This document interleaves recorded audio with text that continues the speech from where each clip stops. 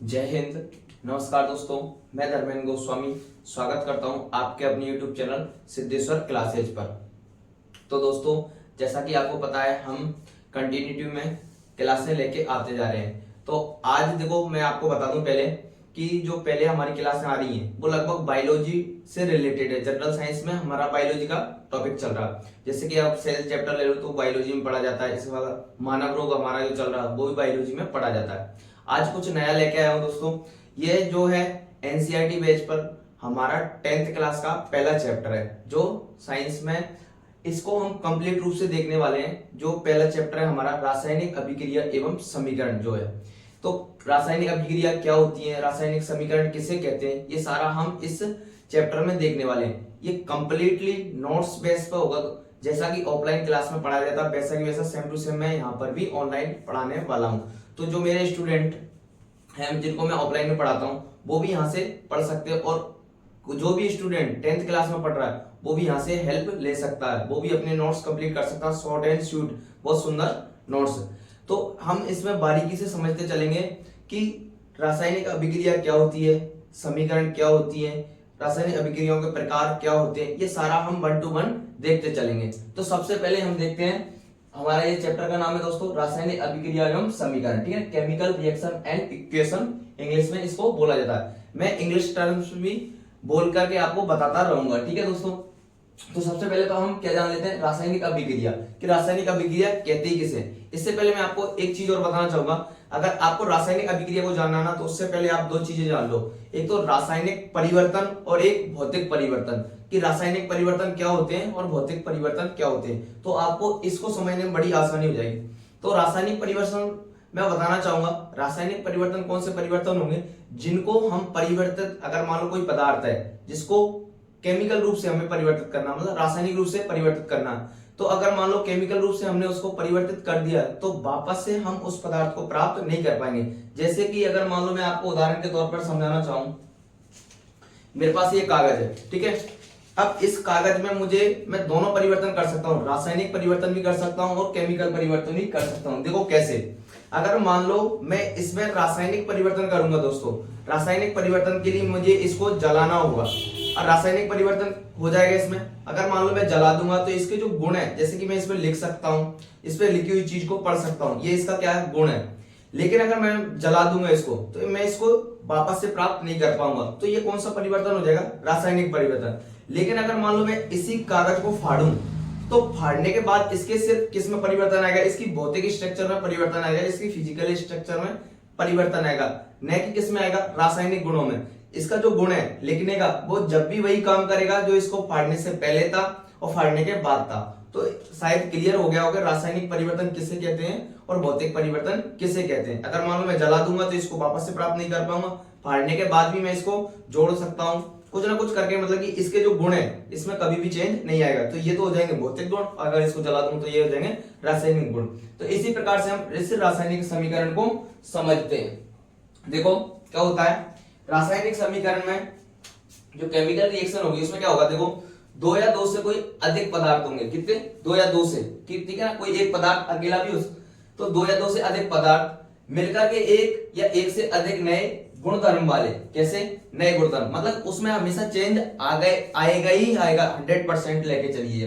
दो या दो से अधिक पदार्थ मिलकर के एक या एक से अधिक नए गुणधर्म वाले पदार्थ का निर्माण करते हैं। ठीक है, मतलब कि कोई भी दो पदार्थ है वो मिलेंगे और मिलकर के कोई एक उत्पाद का निर्माण करेंगे जिसका जो गुण कैसे होंगे, नए गुणों के रूप में वो प्राप्त होगा। तो नए गुणधर्म वाले पदार्थ का निर्माण करते हैं और इसे ही हम क्या कहते हैं, रासायनिक अभिक्रिया या रासायनिक समीकरण कहा जाता है। ठीक है दोस्तों, देखो रासायनिक समीकरण हम इधर देखने वाले हैं, पहले हम ले रहे हैं रासायनिक अभिक्रिया। ठीक है, तो अब देखो मैं आपको इसको उदाहरण के तौर पर समझाना चाहूंगा। उदाहरण देखिए, जैसे कि मैंने लिया एक हाइड्रोजन का मोल और दो ऑक्सीजन के अणु, ठीक है ना, एक हाइड्रोजन का और दो ऑक्सीजन के अणु, ये दोनों मिलकर के किसका निर्माण कर रहे हैं, जल का। अब देखो हाइड्रोजन गैस रूप में था, ऑक्सीजन गैस था, इसके गुण अलग हैं, इसके गुण अलग हैं, और इन दोनों को मिला करके इन्होंने क्या बनाया, H2O, मतलब कि जल का निर्माण कर दिया। तो देखो हमने क्या कहा था, परिभाषा समझेंगे, दो या दो से अधिक पदार्थ मिलकर के एक या एक से अधिक नए गुणधर्म वाले पदार्थ का निर्माण करते हैं, उसे हम क्या कहते हैं, रासायनिक अभिक्रिया कहते हैं। तो क्लियर हो गया होगा उदाहरण से। देखो दो अलग अलग पदार्थ लिए थे हमने और उन्होंने एक पदार्थ का निर्माण किया, एक अलग, जिसका देखो इनसे कैरेक्टर उसका अलग होने वाला है। तो शायद ही आपको समझ में आ गया हो दोस्तों। देखो आगे कंटिन्यू करते हैं। दैनिक जीवन में रासायनिक अभिक्रिया के कुछ उदाहरण पूछा जाता है बहुत सारे एग्जाम में कि दैनिक जीवन में रासायनिक अभिक्रिया के उदाहरण को बताइए। वो 3-4 ऑप्शन देगा आपको, निम्न से पूछेगा कौन सा रासायनिक अभिक्रिया का उदाहरण है या नहीं है। तो 3, 4, 5 आप बहुत सारे भी लिख सकते हो। देखो जैसे भोजन का पाचन रासायनिक अभिक्रिया का उदाहरण है, श्वसन करना रासायनिक अभिक्रिया का उदाहरण है, लोहे पर जंग लगना रासायनिक अभिक्रिया का उदाहरण है दोस्तों, दूध का दही में परिवर्तित होना या जम जाना रासायनिक अभिक्रिया का उदाहरण है, और फलों का पकना ये भी किसका, रासायनिक अभिक्रिया का उदाहरण। इसके अलावा भी बहुत सारे परिवर्तन होते हैं जो रासायनिक अभिक्रिया के उदाहरण हो सकते हैं। तो लगभग मैंने आपको जो दैनिक जीवन में हमें देखने को मिलते हैं वो सारे यहाँ पर लिख दिए। फिर से दोहराना चाहूंगा, रासायनिक अभिक्रिया क्या होती है, किसे कहते हैं, तो मैं आपको परिभाषा के तौर पर जोड़ना चाहूंगा। दो या दो से अधिक पदार्थ मिलकर के एक या एक से अधिक नए गुणधर्म वाले पदार्थ का निर्माण करते हैं, उसे हम क्या कहते हैं, रासायनिक अभिक्रिया कहते हैं, जैसा कि हम उदाहरण के तौर पर समझ चुके हैं। इसके अलावा मैं बहुत सारे इसके और भी उदाहरण बता सकता हूँ। जैसे जैसे हमारी आगे क्लास आएगी ना, उसमें जब रासायनिक अभिक्रिया और समीकरण पढ़ेंगे, हम समीकरण को संतुलित करना सीखेंगे, वहां पर मैं आपको और बताऊंगा। तो ये तो क्लियर हो गया। देखो इसके बाद क्या आता है, रासायनिक अभिक्रिया की पहचान, मतलब कि हम पहचाने कैसे कि रासायनिक अभिक्रिया हो रही है या नहीं हो रही है, कैसे पता लगाएं। तो उसके लिए लगभग 4 से 5 ऐसी चीजें हमें उस दौरान देखने को मिलती है जब वो कोई चीजें रासायनिक अभिक्रिया में बदल रहा है, रासायनिक मतलब उत्पाद में बदलेगा या क्या उसमें परिवर्तन आ रहा है। तो 3 से 4 चीजों को देख करके हम पता लगा सकते हैं। ठीक है, तो देखो मैं बता दूं, पहला जो है अवस्था में परिवर्तन। अगर मान लो देखो जैसे कि इसी अभिक्रिया इस समीकरण के उदाहरण से मैं आपको समझाना चाहूंगा। अवस्था में परिवर्तन का तात्पर्य क्या, देखो यहाँ हाइड्रोजन गैस अवस्था में, ऑक्सीजन भी गैस अवस्था में, लिख देता हूं, ये लो जी का मतलब गैस अवस्था, ये भी गैस अवस्था में। इन दोनों ने मिलकर के किसका निर्माण किया, जल का, जो कैसा लिक्विड अवस्था में। तो देखो रासायनिक अभिक्रिया हुई तो किसमें परिवर्तन आया, इसकी अवस्था में परिवर्तन आया। दूसरा देखो, दूसरा है रंग में परिवर्तन। आप किसी चीज को जलाओगे तो उसमें आपको परिवर्तन देखने को मिलेगा, या फिर जलाने पर या फिर उसके चेंज होने पर कोई ना कोई उसमें के रंग में भी परिवर्तन देखने को मिलता है। तो अब भी हम क्या समझेंगे कि रासायनिक अभिक्रिया हो रही है। अवस्था में परिवर्तन, रासायनिक अभिक्रिया मतलब रंग में परिवर्तन, ये भी किसको दर्शाएगा, रासायनिक अभिक्रिया की पहचान को बताएगा। ठीक है, गैस का उत्सर्जन, अगर मान लो कोई जगह रासायनिक अभिक्रिया हो रही है तो गैस का भी उत्सर्जन होता है, चाहे हाइड्रोजन गैस निकले, ऑक्सीजन गैस निकले, ईटीसी कोई सी भी हो सकती है। फिर तापमान में परिवर्तन, ये भी रासायनिक अभिक्रिया की पहचान का एक उदाहरण है। अगर मान लो कोई केमिकल चेंज हो रहा है तो उसके तापमान में भी परिवर्तन होता है। तो इन 4-5 पॉइंट के माध्यम से हम पता लगा सकते हैं कि रासायनिक अभिक्रिया हो रही है या नहीं हो रही है। पहचान का मतलब क्या है, हम पहचानेंगे कैसे कि रासायनिक अभिक्रिया हो रही है। ठीक है, अब इसके बाद देखो आ रहा कंटिन्यूटी, हम जैसे नोट्स मैं खुद लिखाता हूं उस हिसाब से मैं कंटिन्यू चल रहा हूं दोस्तों। ठीक है, देखो अभिकारक किसे कहते हैं, देखो हम सीक्वेंस में ही चलेंगे ताकि हमें पूरा धीरे धीरे जैसे आगे क्लास आएंगे ना आपको समझ में आता रहेगा। ठीक है, पहला अभिकारक, सब्सटेंस इसको इंग्लिश में बोला जाता है।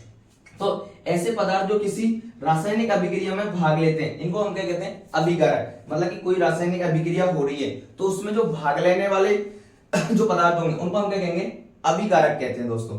मतलब कि कोई अभिक्रिया हो रही है, जैसा कि मैं आपको उदाहरण पर बताता रहूंगा। ठीक है, ऐसे पदार्थ जो किसी रासायनिक अभिक्रिया में भाग लेते हैं उन्हें क्या कहते हैं, अभिकारक कारक। जैसे कि उदाहरण के तौर पर मैं बता दूं, कोई ये दो कौन है, अभिकारक है। ठीक है, जो एरो का चिन्ह है, ये एरो वाला, इसका जो टेल पार्ट है मतलब पूंछ वाला, इधर वाला पार्ट अभिकारक कहलाएगा दोस्तों, और जो हेड पार्ट होगा इधर वाला उत्पाद कहलाएगा। ये दोनों मिलकर के क्या बनाने, देखो इन दोनों को हमने क्या नाम दिया, अभिकारक, सब्सटेंस जैसे बोला जाता है। ठीक है, और जो एरो के निशान के उस तरफ है, ठीक है, मतलब कि इस तीर के निशान के उस तरफ है, इनको हम क्या बोलते हैं, उत्पाद बोलते हैं। क्या बोला जाता है, उत्पाद। मतलब कि ये दोनों अभिकारक मिलकर के किसी एक उत्पाद का निर्माण करते हैं। उत्पाद एक या एक से अधिक भी हो सकता है, लेकिन अभिकारक हमेशा 2 या 2 से अधिक ही होगा। ठीक है दोस्तों, फिर अगला आता है उत्पाद। तो जैसा कि हम इसमें मैं बता चुका हूं, ऐसे पदार्थ जिनका निर्माण रासायनिक अभिक्रिया के होता है। ठीक है, मतलब कि ऐसे पदार्थ जिनका निर्माण किससे होगा, रासायनिक अभिक्रिया से होगा, उनको क्या कहेंगे, हम उत्पाद कहते हैं। ये रहा, देखा, ये देखो, जैसे कि अगर मान लो मैं इसमें कहूं उदाहरण के तौर पर, ये हमने एबीसीडी करके लिया, इसको समझ लो आप। जैसे कि ये और ये दोनों क्या कहलाएंगे, इसके अभिकारक, और ये क्या कहलाएगा, जल इसका उत्पाद कहलाएगा। क्लियर हो गया होगा मुझे लगता है जहां तक। आगे देखो रासायनिक समीकरण, ठीक है। देखो हमारा जैसा कि चैप्टर का नाम है, पहले हम उसी के बेस को कंप्लीट कर रहे हैं, उसके बाद जैसे जैसे हम इस चैप्टर के डीप में जाते जाएंगे, ठीक है। देखो फिर हमारा रासायनिक समीकरण, मतलब रासायनिक समीकरण कैसे कहेंगे, पहले हमने किसको जाना, रासायनिक अभिक्रिया को, अब किसको जान रहे हैं हम, रासायनिक समीकरण को। तो देखो किसी भी रासायनिक अभिक्रिया को प्रतीकों, सिंबल, प्रतीक मतलब सिंबल एवं सूत्रों, ठीक है, की सहायता से लिखना क्या कहलाएगा, रासायनिक समीकरण कहलाता है या कहलाती है, ठीक है। मतलब किसी भी रासायनिक अभिक्रिया को प्रतीकों या फिर सूत्रों की सहायता से लिखना ही क्या कहलाएगा, रासायनिक समीकरण कहलाता है। जैसा कि हमने यहाँ पर लिख रखा है, ये देखो, ठीक है। उदाहरण के तौर पर ये मैंने दूसरा उदाहरण लिया, यहाँ पर देखो मैग्नीशियम धातु की ऑक्सीजन से क्रिया कराई जाती है। अगर मान लो हम मैग्नीशियम की क्रिया किससे कराते हैं, ऑक्सीजन से कराई जाती है, तो क्या बनता, मैग्नीशियम ऑक्साइड बनता है। अब ये तो मैंने थ्योरेटिकल रूप में लिखा, अब इसको समीकरण के रूप में कैसे लिखूंगा, तो समीकरण के रूप में लिखने के दो तरीके, या तो इसको मैं शब्द समीकरण के रूप में लिखूंगा या फिर रासायनिक समीकरण के रूप में, ठीक है। लिखा क्या है हमने, देखो मैग्नीशियम धातु की क्रिया किससे कराने हैं, ऑक्सीजन से कराई जाती है, तो मैग्नीशियम ऑक्साइड बनता, ये तो हमने थ्योरेटिकल रूप में लिख लिया। अब इसको देखो हम शब्द समीकरण कैसे लिखें, ठीक है। हमने क्या क्या लिया था, देखो मैग्नीशियम लिया तो मैग्नीशियम लिख दिया, इसकी अभिक्रिया किसके साथ कराई, ऑक्सीजन की, ठीक है। हम इनके बीच में प्लस का चिन्ह लगाते हैं। जैसे हमारी जो आगे की क्लास आएगी ना, उसमें हम क्या देखेंगे, रासायनिक अभिक्रिया लिखने के या रासायनिक समीकरण लिखने के नियम क्या, स्टेप बाय स्टेप चलते रहेंगे। फिर रासायनिक समीकरण को संतुलित करना होता है, वो भी हमें बिल्कुल सिंपल भाषा में सिखाने वाला हूं, बड़े आराम से, ठीक है। तो पहले तो हमने क्या लिखा, शब्द समीकरण, तो मैग्नीशियम लिया तो मैग्नीशियम को लिख दिया, प्लस का चिन्ह लगाते हैं हमेशा, दो भी जितने भी अभिकारक होते हैं उनके बीच में हम किसका चिन्ह लगाते हैं, प्लस का, ये लगा दिया। तो मैग्नीशियम, इसकी अभिक्रिया कराई हमने ऑक्सीजन के साथ, और जो उत्पाद बनता है उसको हमेशा एरो के निशान के उस तरफ लिखा जाता, तो उत्पाद के रूप में क्या बना हमारा, मैग्नीशियम ऑक्साइड, ठीक है। तो ये तो क्या होगी दोस्तों, शब्द समीकरण। अब इसी को हम रासायनिक समीकरण के रूप में लिखेंगे, तो हमने क्या कहा, प्रतीकों के रूप में, ठीक है। तो मैग्नीशियम का प्रतीक क्या होता है, Mg, ऑक्सीजन क्या होता है, O, ठीक है। और क्या बन जाएगा फाइनली, MgO, इसका क्या नाम हो जाएगा, मैग्नीशियम ऑक्साइड। क्या हो जाएगा दोस्तों, मैग्नीशियम ऑक्साइड, जैसा कि ऊपर भी लिखा हुआ है ऑक्साइड। अब मैं आपको एक चीज यही दोहराना चाहूंगा, क्या एक रासायनिक समीकरण जो लिखी हुई है वो संतुलित है क्या, संतुलित का मतलब क्या होता है, जितने क्रियाकारक या अभिकारक इधर हैं उतने ही उधर होने चाहिए, जितना मतलब कि अभिकारक के रूप में हमने जो लिया है उतने की उतने उत्पाद के रूप में वो चेंज हुए क्या नहीं हुए। सपोज दैट, मतलब कि मैं आपको एक कहानी से समझाना चाहूंगा कि अगर मान लो मेरे इस हाथ में कोई एक 5 किलो का वजन है, ठीक है, तो ये हाथ फ्री है हमारा, तो मतलब इधर तो वजन लगेगा और इधर क्या रहेगा, ये खाली खाली। तो मैं दूसरे भी इसी हाथ में भी अगर 5 किलो का कोई वजन उठा लेता हूं तो दोनों पर क्या हो जाएगा, संतुलन हो जाए। इसी प्रकार यहाँ भी मतलब हम कैसे देखते हैं, जितने इधर होगा उधर ही उतना इधर ही होना चाहिए, ठीक है। तो मैं आपको देखो, अगर मैं समझाना चाहूंगा बिल्कुल सिंपल भाषा में, देखो इधर मैग्नीशियम कितना है, ऐसे करके मैं हिट एंड ट्रायल विधि से इसको समझाना चाहूंगा। देखो मैग्नीशियम कितना, 1, ऑक्सीजन कितना है, 2, ठीक है। अब इधर देखो, इधर इसको हम इधर लिख लेंगे, देखो यहाँ पे देखो मैग्नीशियम कितना, 1, और ऑक्सीजन कितना, 1। अब देखो मैग्नीशियम तो 1 है, लेकिन चेंज कहां आ रहा है, ऑक्सीजन में। देखो ऑक्सीजन इधर कितना, 2, और इधर कितना, 1। तो अब मतलब कि इस ऑक्सीजन को 2 बनाने के लिए मैं इसको 2 से इंटू कर दूं, 2 से मल्टीप्लाई कर सकता हूं, तो ऑक्सीजन कितना हो जाएगा, 2। लेकिन मैं कभी भी जब हम इसको संतुलित करते हैं तो ऐसे कभी भी नहीं लगाएंगे, ये गलत होता है, ठीक है। लगेगा तो एक साथ ही लगेगा, इसके आगे लगेगा, तो मैंने 2 का लगाया है यहाँ पर, ठीक है। लेकिन अब ये 2 का लगाती, ये 2 का मैग्नीशियम के ऊपर भी हो गया और ऑक्सीजन के ऊपर भी हो गया, तो अब मैग्नीशियम में कितने हो गए, 2, और ऑक्सीजन में कितना हो गया, 2। अब देखो फिर इधर चक्कर पड़ गया, मैग्नीशियम इधर 2 हो गए, इधर 1 ही रह गया, तो यहां भी मैं 2 का लगा देता हूं, ये लो 2, इसको 2 से इंटू करके लिख देता हूं मैं 2। अब इसको मतलब कि सत्यता की जांच के लिए आप क्या, इनको प्लस करके देख लिया करो, 2 और 2 4, अगर इधर भी 4 आ रहे हैं उस तरफ भी, तो ये क्या हो जाएगी, हमारी रासायनिक अभिक्रिया संतुलित हो जाएगी। मैग्नीशियम इधर भी 2 और ऑक्सीजन इधर भी 2, टोटल कितना आ रहा, 4, अर्थात हमारी जो रासायनिक समीकरण है वो संतुलित है। मैं अभी जो अगली क्लास आएगी हमारी, ठीक है, अगली स्लाइड में आपको मैं इसको ही कंटिन्यू करने वाला हूँ, रासायनिक समीकरण को लिखते कैसे, इसके चरण क्या होते हैं, ये हम अगले स्लाइड में कंप्लीट करने वाले हैं। जैसा कि थोड़ी बहुत इसमें भी समझ में आएगा, चरणबद्ध तरीके से मैं आगे वाले स्लाइड में तक हम देख चुके थे। अब इसमें हम देखेंगे रासायनिक समीकरण लिखने के क्या नियम होते हैं, उनको लिखा कैसे जाता है, तो हम वो देखने वाले हैं। और फिर इसके जस्ट बाद क्या लिखेंगे, रासायनिक अभिक्रिया या समीकरण को हम संतुलित करना सीखेंगे। पहले तो हम इसको रासायनिक समीकरण को लिखते कैसे हैं, उसके क्या नियम है, उनको हमें फॉलो करना होता है। जैसा कि थ्योरेटिकल एग्जाम होता है, देखो 10th लेवल का ले रहा हूं मैं, 10th का ही ये चैप्टर है, उसको हम लेकर के चल रहे हैं। तो उसमें थ्योरी में डायरेक्टली क्वेश्चन आएगा रासायनिक समीकरण लिखने के नियम क्या है, तो वहां लिखना ही होगा, ना कि हमें समझाना है कि बता के आना है कि करके आना, ठीक है, वहां हमें लिख के आना होता है। इसलिए ये थ्योरी आपको याद रखनी पड़ेगी। जैसा कि अगर मान लो मैं जो हमारे कंपटीशन एग्जाम होते हैं उनमें ऑब्जेक्टिव आता है डायरेक्टली क्वेश्चन, थ्योरेटिकल तो आता नहीं है, तो वहां हमें सिर्फ आंसर आना चाहिए, उससे हमें मतलब नहीं है कैसे आप करके आ रहे हो डायरेक्ट। लेकिन यहाँ जब थ्योरी वाला एग्जाम होगा उसमें डायरेक्टली क्योंकि हमें लिख के आना है, तो इसलिए वो हमें सारा याद होना चाहिए, ठीक है।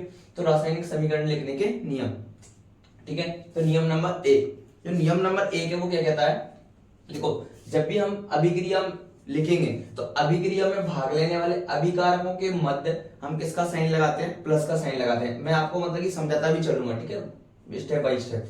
अभिक्रिया में भाग लेने वाले अभिकारकों के मध्य हम किसका साइन लगाते हैं, प्लस का साइन लगाते हैं, प्लस का चिन्ह लगाते हैं, ठीक है।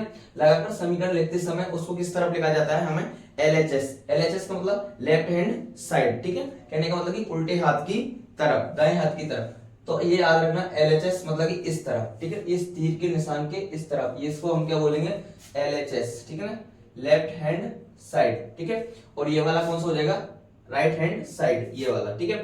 तो मतलब कि पहला नियम क्या, अभिक्रिया में भाग लेने वाले अभिकारकों के मध्य हम प्लस का साइन लगाते हैं और उनको हम किस तरफ लिखते हैं, LHS साइड लिखा जाता है। जैसा कि देखो यहाँ पर मैंने एक उदाहरण के तौर पर लिया C+O2 बराबर CO2, तो ये जो अभिकारक है, ठीक है, अभिकारक जो है ये दोनों तीर के निशान के इस तरफ वाले, इनको हम LHS साइड लिखेंगे और जो उत्पाद होगा उसको हम किस तरफ लिखेंगे, RHS साइड, ठीक है ना। दूसरा नियम में हमारा यही है, अभिक्रिया के फलस्वरूप बनने वाले उत्पाद, ठीक है ना, के मध्य भी हम प्लस का साइन लगाते हैं और उनको किधर लिखते हैं, RHS, ये कौन सा हो जाएगा हमारा, RHS साइड, ठीक है, लिखा जाता है। थर्ड पॉइंट है हमारा, अभिक्रिया में भाग लेने वाले अभिकारकों के एवं उत्पाद के मध्य हम किसका साइन लगाते हैं, तीर का, ये रहा हमारा तीर का निशान, ठीक है ना, ये रहा तीर, ठीक है। तो अभिक्रिया में भाग लेने वाले, ये देखो सिंपल सिंपल से, जैसा कि अगर मान लो आपको अभिक्रिया लिखना आ गया ना तो कोई दिक्कत वाली बात नहीं, ठीक है। अभिक्रिया में भाग लेने वाले अभिकारकों एवं उत्पादों के मध्य हम तीर का निशान लगाते हैं, ठीक है।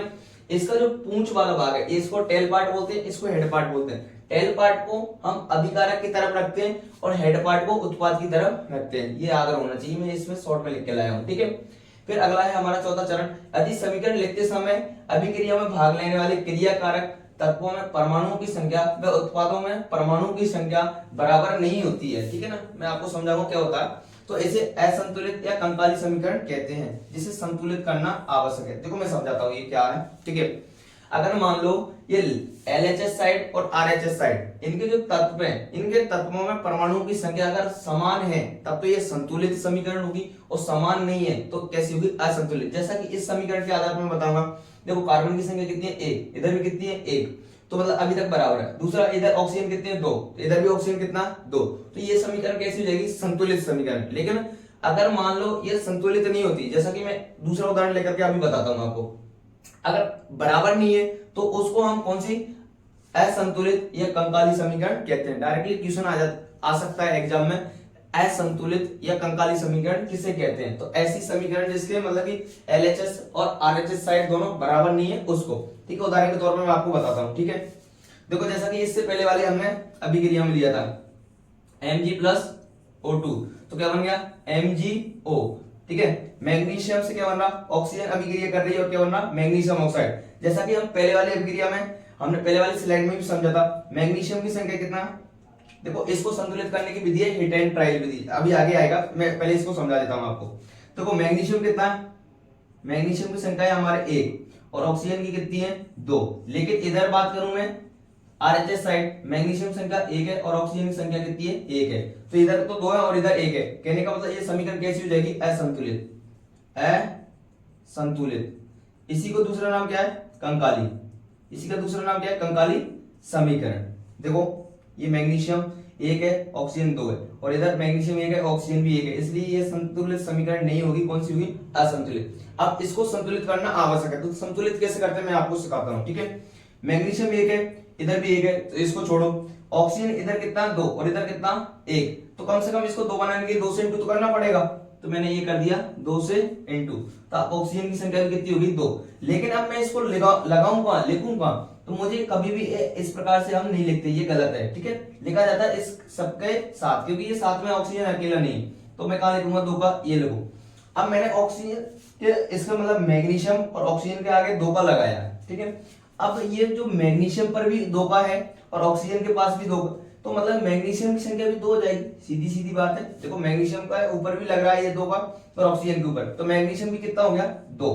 लेकिन अब इधर कितना था मैग्नीशियम? 1, तो यहाँ मैं क्या लगा दूंगा? 2, इधर भी 2। तो अब देखो, अब इनको काउंट कर लो, टोटल को काउंट करके देखते हैं ना, अगर मान लो बराबर आ रहा है तो हमारी जो रासायनिक अभिक्रिया वो संतुलित हो जाएगी, ठीक है। देखो इधर मैग्नीशियम 2 है, इधर ऑक्सीजन 2 है, इधर भी मैग्नीशियम और ऑक्सीजन 2 है, कहने का मतलब हमारी जो अब समीकरण जो है वो कैसी हो जाएगी? संतुलित। अगर मान लो मैं इसको हटा दूं तो कंकाली या असंतुलित, और अगर मान लो मैं इसको लगा दूं तो ये कैसी हो जाएगी? संतुलित या राइट समीकरण, ठीक है। मैं इसको मिटा देता हूं, आगे हम चलते हैं। देखो आगे देखते हैं, ये लो मैंने मिटा दिया, ये लो, ठीक है। तो हम यहां तक देख चुके हैं। यदि समीकरण लिखते समय अभिकारक में, मतलब कि ये देखो, लिखते समय अभिक्रिया में भाग लेने वाले क्रियाकारक तत्वों में परमाणु की संख्या व उत्पादों में परमाणु की संख्या अगर बराबर नहीं होती है, तो मतलब कि उस समीकरण को हम क्या कहेंगे? असंतुलित या कंकाली समीकरण कहते हैं, जिसको संतुलित करना आवश्यक होता है। मैं आगे और सिखाऊंगा कैसे करते हैं, ठीक है। जैसा कि अभी एक में सिखाया, और बाद में बहुत सारी अभिक्रिया लेकर समझाएंगे, ठीक है। देखो संतुलित समीकरण को असंतुलित समीकरण को संतुलित करने के लिए विधि कौन सी है? उसका विधि का नाम है हिट एंड ट्रायल विधि। कौन सी विधि है दोस्तों? हिट एंड ट्रायल मेथड, ठीक है। जैसा कि मैंने अभी किया था ना, वो हिट एंड ट्रायल मेथड ही था। ये विधि द्रव्यमान संरक्षण नियम पर आधारित है, जैसा कि 9th क्लास के बुक में ये नियम दे रखा है, ठीक है, उस पर आधारित है। तो यहाँ तक का क्लियर है। अब अगला हमारा जो टॉपिक आता है वो है असंतुलित समीकरण को संतुलित करने के चरण या नियम क्या है, स्टेप क्या, ठीक है। तो हम 1 बाय 1 स्टेप से मैं आपको समझाता चलूंगा। फिर अगली स्लाइड, इस स्लाइड में तो पूरा नहीं हो पाएगा, अगली स्लाइड लेके आएंगे, उसमें लगभग पूरा हो जाएगा। लेकिन आज मतलब इसको हम लेक्चर 1 ही कर देंगे, क्लास 1 रह जाएगी, अगली क्लास को हम अगली वाली क्लास में कर देंगे, ठीक है। देखो स्टेप 1 में असंतुलित समीकरण को संतुलित करने के चरण क्या है, नियम क्या है। देखो पहला स्टेप है, इस चरण के अंतर्गत अभिकारक व उत्पादों में उपस्थित प्रतीकों एवं सूत्रों को कोष्टक में बंद करके लिखा जाता है। जैसे कि कोई भी आपके पास अभिक्रिया दी हुई है, समीकरण दी हुई है, तो सबसे पहले हमें क्या करना, उसके अंतर्गत अभिकारक कौन से होते हैं? इस तरफ वाले, ये रहा, ठीक है, ये अभिकारक कहलाएंगे, LHS साइड वाले, और उत्पाद कौन सा होगा? RHS साइड वाले, ठीक है। तो जितने भी अभिकारक व उत्पादक, उनको हम किस में बंद कर लेंगे? गोल्ड डिब्बे में, जैसा कि वहां दिख रहा होगा, मैं आपको यहाँ करके बता देता हूँ। ये को मतलब ये देखो कार्बन था, इसको हमने, ये कार्बन, इसको इस प्रकार से बंद कर लेना, इसको भी इस प्रकार से बंद कर लेना, मतलब अभिकारक को भी करना और उत्पाद को भी करना है इस प्रकार से, जैसा कि यहां मैंने किया हुआ है। ये देखो, ये रहा, मैं इसको सोडियम और किसका उदाहरण लिया हमने? सोडियम की अभिक्रिया किससे कराई है? जल से, और उत्पाद के रूप में हमें क्या मिला? सोडियम हाइड्रोक्साइड, और क्या मिला? जल, ठीक है। तो देखो अगले स्टेप में क्या होता है, इस चरण के अंतर्गत अभिकारकों एवं उत्पादों में उपस्थित परमाणु की संख्या की सूची बनाई जाती है, मतलब एक सूची बना करके खाका तैयार करते हैं, और उसमें हम देखते हैं। देखो मैं आपको बता देता हूँ, इस पूरी अभिक्रिया में 3 ही तत्व है, एक तो सोडियम है, एक हाइड्रोजन है, और एक ऑक्सीजन है। देख लो आप, चौथा कोई आपको मिल जाए तो मैंने उसका सारा डाटा तैयार कर लिया। अब जैसा कि अभिकारक में उपस्थित तत्वों में परमाणु की संख्या, मतलब LHS साइड कितने हैं और RHS साइड कितने हैं, टोटल हमें अभी सिर्फ इतना सा लिखना, संतुलित नहीं करना। देखो LHS साइड मैंने सारे के सारे यहाँ पर लिखे हैं, तत्व 3 ही है, सोडियम है, ऑक्सीजन है और हाइड्रोजन है। देख लो चौथा कोई भी नहीं मिलेगा आपको, ठीक है। अब LHS साइड देखना हमें, LHS साइड मतलब कि इस तरफ वाला, तीर के निशान के इस तरफ वाला। देखो सोडियम की संख्या कितनी है, तो सोडियम की संख्या इधर 1 ही मिल रही है, तो हम क्या लिख देंगे LHS साइड में 1। आपको नहीं दिख रहा होगा, मैं इधर हो जाता हूँ, ठीक है। सोडियम की संख्या इधर कितनी है? 1, तो वहां पर मैंने कितना लिख दिया? 1। अब ऑक्सीजन की संख्या देखो, ऑक्सीजन भी इधर कितना, ये रहा 1 ही है, तो यहाँ भी कितना लिख दूंगा? 1। हाइड्रोजन की संख्या कितनी है? 2, तो यहाँ मैं कितना लिख दूंगा? 2। तो हमने LHS साइड वाली साइड कंप्लीट कर ली है। अब देखो RHS वाली, मतलब उत्पादों में उपस्थित तत्वों में परमाणुओं की संख्या, मतलब RHS का मतलब इस तरफ, इसको तो बोलूंगा मैं LHS और इसको बोलूंगा RHS, ठीक है, लेफ्ट हैंड साइड और राइट हैंड साइड, ठीक है। अब इधर देखो सोडियम की संख्या कितनी है, एक, ऑक्सीजन की संख्या एक ये रहा और एक ये रहा, तो सोडियम की सॉरी ऑक्सीजन की संख्या कितनी हो जाएगी, एक तो ये रहा और एक ये रहा, तो ऑक्सीजन की संख्या होगी 2, ठीक है। फिर हाइड्रोजन की संख्या देखो तो 2 हाइड्रोजन ये रहे और एक हाइड्रोजन ये रहा, तो कितनी हो जाएगी 3। अगर मान लो अब देखो ना साफ साफ अंतर नजर आ रहा है कि LHS साइड और RHS साइड की संख्या बराबर आ रही है। देखो सोडियम तो बराबर आ रहा है लेकिन ऑक्सीजन और हाइड्रोजन बराबर नहीं आ रहा है। कहने का मतलब जो अभिक्रिया ये कैसी है, असंतुलित अभिक्रिया। देखो इसको मैं आपको यही संतुलित करके एक बार और बता देता हूँ, आगे वाली स्टेप में हम करते रहेंगे, ठीक है। देखो सोडियम कितना 1, इधर कितना 1, ये संतुलित है, लेकिन हाइड्रोजन कितना 2 और इधर कितना 3, तो कम से कम इसको मतलब इधर मैं कितने लिखूं ताकि देखो 3 एक साथ आएगा नहीं, मैं 1 तो लिख नहीं सकता कहीं भी, 1 से कोई भी अंतर नहीं आने वाला। तो देखो मैं कितना लिखता हूं यहाँ पर, एटेन ट्रायल विधि से हम करके देखते हैं, करके देखने पर ऑटोमेटिक पता लग जाता है हमें, ठीक है। देखो मैं इसको मिटा देता हूं, मैं आपको करके बताता हूं कि कैसे इसको संतुलित किया जाता है LHS साइड को और RHS को, ठीक है। देखो सोडियम कितना 1, इधर भी कितना 1, सोडियम से अभी हम नहीं बोलेंगे, अभी हमें देखना है हाइड्रोजन को। अब हाइड्रोजन इधर कितना है 2 ये और इधर 3 है, यहाँ अगर मान लो मैं 2 लिखता हूं तो हाइड्रोजन कितना हो जाता है 2 और 2 4, लेकिन इधर कितना है हाइड्रोजन अभी 3 है, लेकिन मैं यहाँ 2 और लिख दूं तो सोडियम भी 2 हो गया, तो इधर भी मुझे 2 लिखना पड़ेगा, सोडियम 2 हाइड्रोजन 4 और ऑक्सीजन कितना हो जाएगा 2 ये रहा और 1 ये रहा, तो 3 हो गया इधर। और अभी कितना है यहाँ पर ऑक्सीजन 2 ही है। तो अब आगे मैं बता दूं आपको, देखो यहाँ पर 2 2 हो गए, तो अगर मान लो मैं यहाँ पर 2 लिखता हूं तो हाइड्रोजन कितना हो जाएगा 2 और 2 4 और 2 ये रहा, तो कितना हो जाएगा 6। और अगर मान लो मैं यहाँ 3 लिख दूं, ये 3, तो हाइड्रोजन भी कितना हो गया 6। देखो 3 दूनी 6, इधर कितना हो गया 2 ये रहा और 4 ये रहा, तो इधर भी हाइड्रोजन 6 और इधर भी हाइड्रोजन 6, सोडियम इधर भी 2, सोडियम इधर भी 2 और ऑक्सीजन जो है इधर भी 3 और इधर भी एक ऑक्सीजन ये रहा और एक ये रहा, मतलब कि ये अभिक्रिया को हमारी क्या संतुलित है। ये देखो थोड़ा जैसे जैसे हम प्रैक्टिस करते जाएंगे ऑटोमेटिक सीखते जाएंगे, जैसा कि मैंने आपको बताया आप भी सीख जाओगे, कोई दिक्कत वाली बात नहीं। अब अगली स्टेप हम अगली स्लाइड में अगली क्लास में कंटिन्यू करेंगे। जब तक के लिए मैं आपको फिर से दोहराना चाहूंगा, आज से हम जो क्लासें लेके आ रहे हैं वो 10th लेवल का हमारा जो पहला चैप्टर है, मतलब कि हम 10th का एनसीईआरटी पूरा पढ़ने वाला है, पहले चैप्टर से लेकर के लास्ट तक। तो आपसे मैं यही कहूंगा कि ज्यादा से ज्यादा मतलब कि जुड़े और इसका लाभ उठाएं। और आपको से एक बात कहना चाहूंगा दोस्तों, अगर मान लो हमारी मेहनत आपको पसंद आ रही है, देखो मैं अकेला हूँ, रात में मैं पर डे रात को ही वीडियो शूट करता हूँ, लगभग 2 से 3 मुझे आराम से बच जाती है। तो आपसे यही कहूंगा अगर मान लो मेहनत थोड़ी बहुत भी लगे आपको, अगर लगता है तो चैनल को जरूर सब्सक्राइब करें। इसी के साथ मैं आज की क्लास को समाप्त करना चाहूंगा। जय हिंद, जय भारत।